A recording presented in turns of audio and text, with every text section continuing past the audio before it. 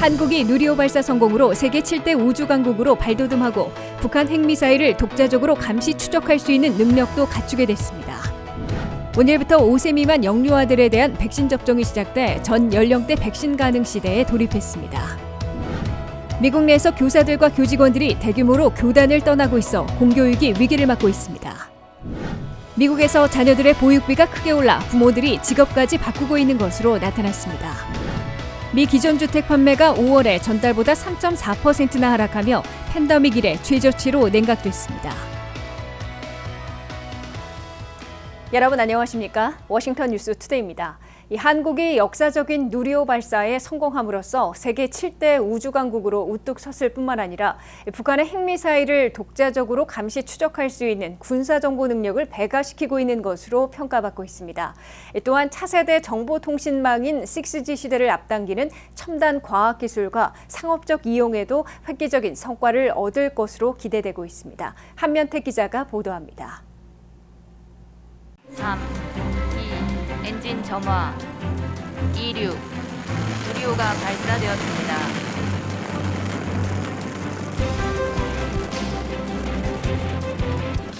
이제 우리 대한민국 땅에서 우주로 가는 길이 열렸습니다.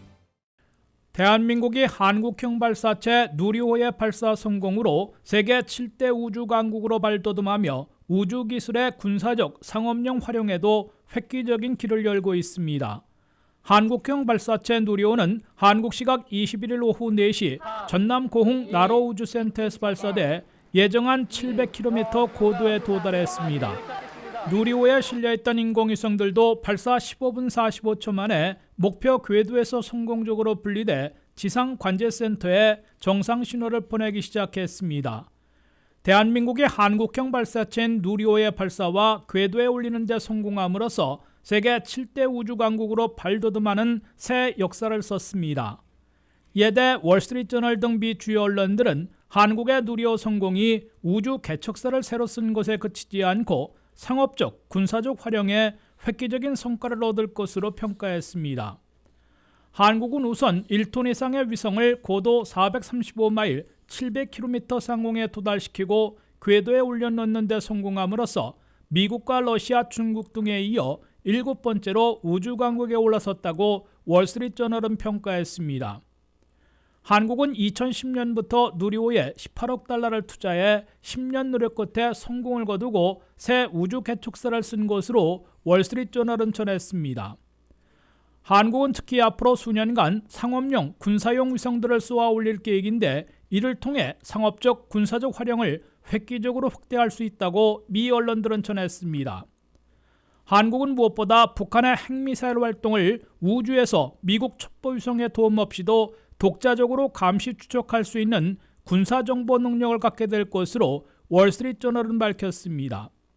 북한은 올 들어서만 미 본토까지 타격할 수 있는 ICBM을 포함해 12번 이상 미사일을 시험 발사했고 7차 핵실험을 준비 완료한 것으로 포착되는 등 강대강 정책을 공개 천명해 놓고 있습니다.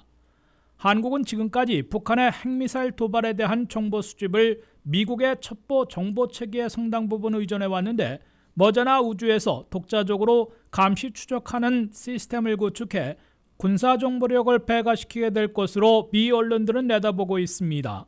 이와 함께 통신위성들을 쏘아 올려 차세대 통신망인 6G 모바일 네트워크 시대를 앞당기는 상업적 우주기술 활용에서도 획기적인 결과를 얻어낼 것으로 미 언론들은 예상하고 있습니다. WKTV 뉴스 한면택입니다. 미국에서 생후 6개월에서 5세 사이의 영유아 1,900만 명에 대한 백신 접종이 오늘부터 시작돼 전 연령대 백신 가능 시대에 돌입했습니다. 마지막 남았던 영유아 1,900만 명에 대한 코로나 백신 접종은 화이자나 모더나 백신을 소아과, 약국 체인점, 지역정부 접종센터에서 시행에 들어갔습니다. 김윤미 기자가 보도합니다.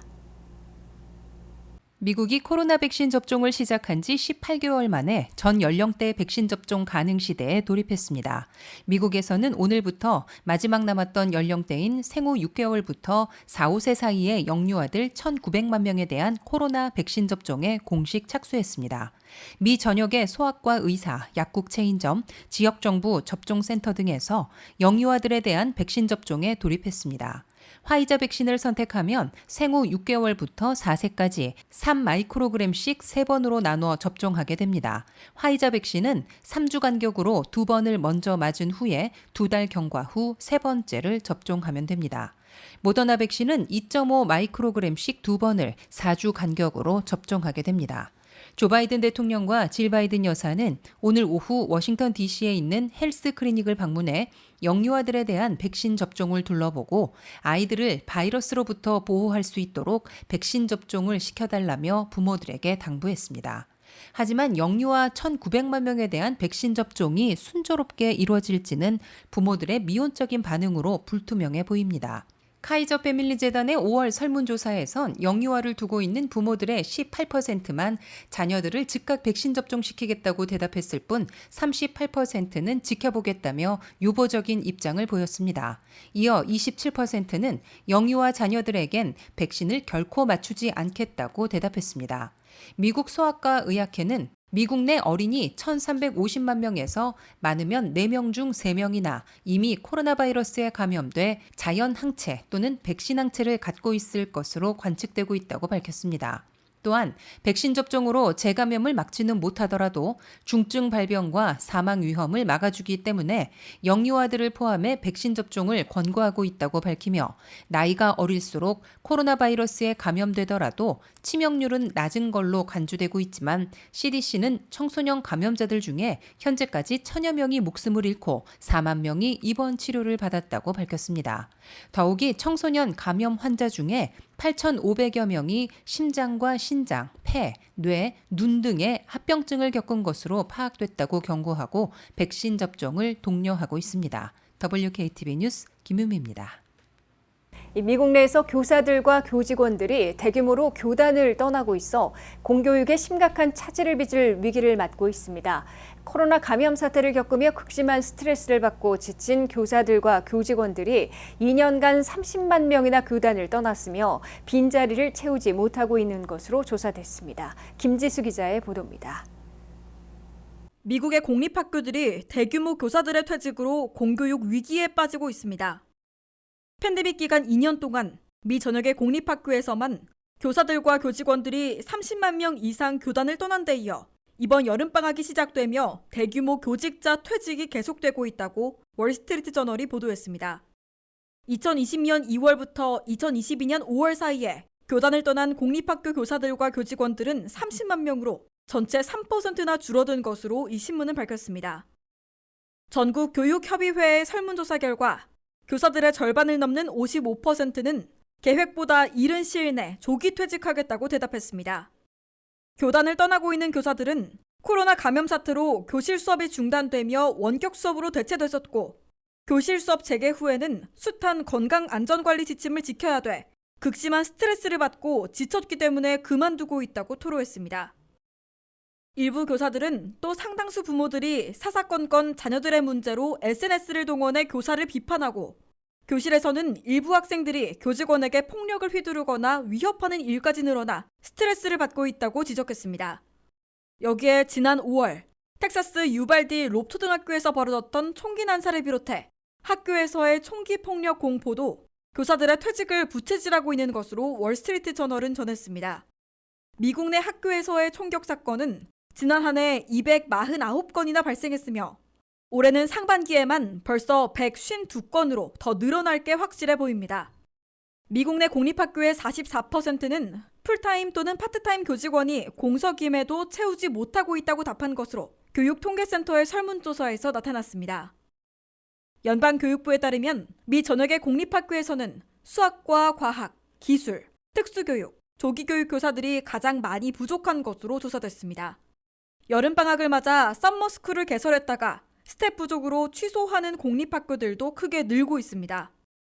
위스콘신주 메디슨 메트로 교육구는 썸머스쿨을 개설하고 600명의 등록을 받았다가 교사 부족으로 취소했습니다.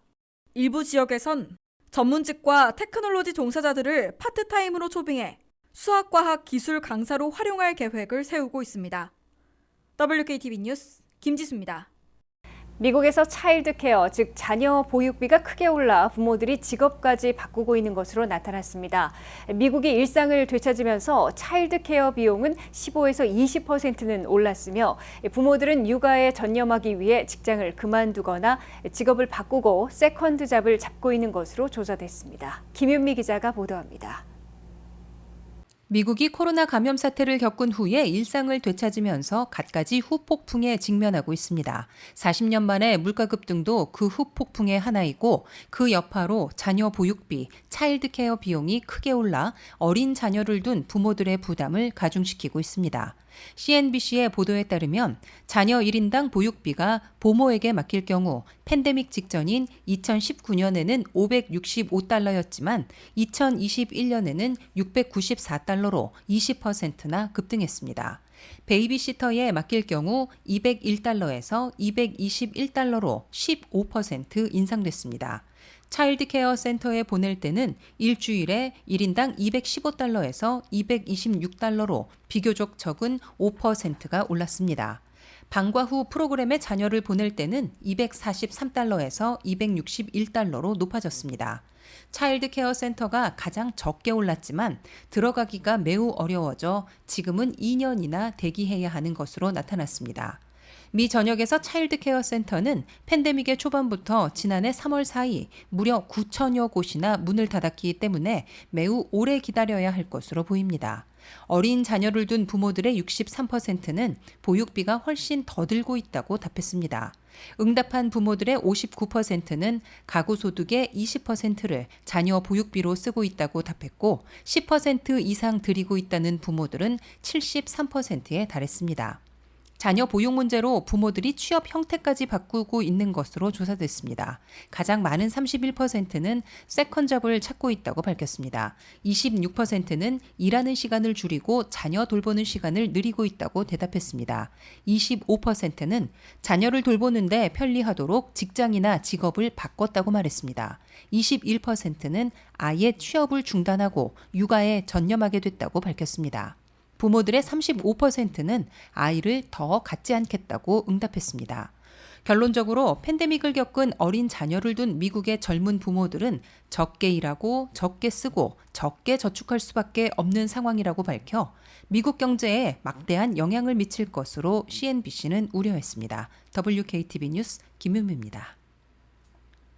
미국에서 기존 주택 판매가 5월에 전달보다 3.4% 하락하며 팬데믹 이래 최저치로 냉각됐습니다. 주택 가격 상승과 모기지 이자율 급등의 여파로 주택 판매 급감은 앞으로도 계속될 것으로 예상돼 미국의 주택 시장에 여름철 폭풍우가 몰아칠 것으로 우려되고 있습니다. 흔들리는 미국 주택 시장에서 세 가지 이상이 서로 맞물리면서 냉각시키고 있는 것으로 나타났습니다. 미국에서 기존 주택 판매는 5월에 연율로 541만 채로 전달보다 3.4%나 하락했습니다. 1년 전 같은 달에 비하면 8.6%나 떨어진 수준입니다. 특히 5월에 기존 주택 판매는 팬데믹 초반인 2020년 6월 이래 최저치로 냉각된 것이라고 전국 부동산인 협회가 밝혔습니다. 다만 서민 주택들의 판매가 급감한 반면 고가 주택들은 늘어난 것으로 나타났습니다. 주택 가격이 10만 달러에서 25만 달러 사이에선 전년 대비 27%나 판매가 급감했습니다. 이에 비해 75만 달러에서 100만 달러 사이에선 26%, 100만 달러 이상에선 22% 판매가 늘어났습니다. 첫 집 마련의 경우 전체 판매에서 27%로 1년 전 31%에서 줄어든 반면 전액을 현금을 주고 구입한 부자들은 25%로 늘어났습니다. 전체 주택 판매가 하락하고 있는 것은 공급 부족으로 주택 가격이 아직도 계속 상승하고 있는 데다가 주택 모기지 이자율이 급등하고 있기 때문으로 CNBC는 분석했습니다. 미국 내 주택 가격은 5월의 중위 가격이 40만 7,600달러로 마침내 40만 달러를 넘어서며 1년 전보다 14.8%나 올랐습니다.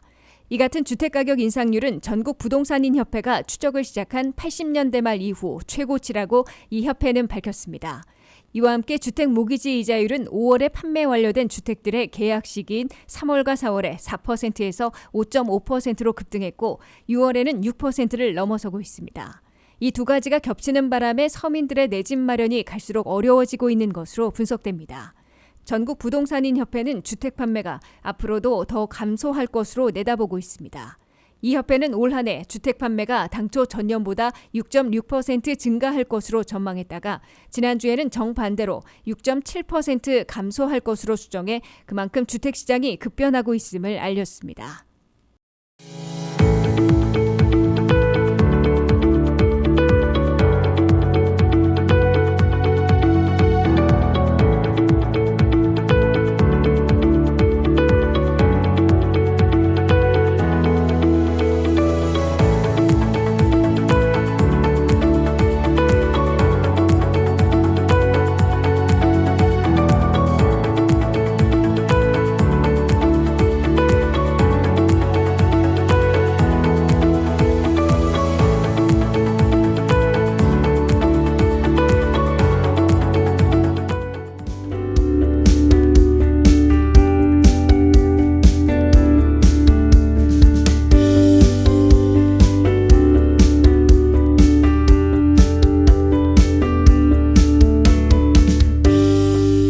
이상으로 워싱턴 뉴스투데이를 마치겠습니다. 시청해주신 여러분 고맙습니다.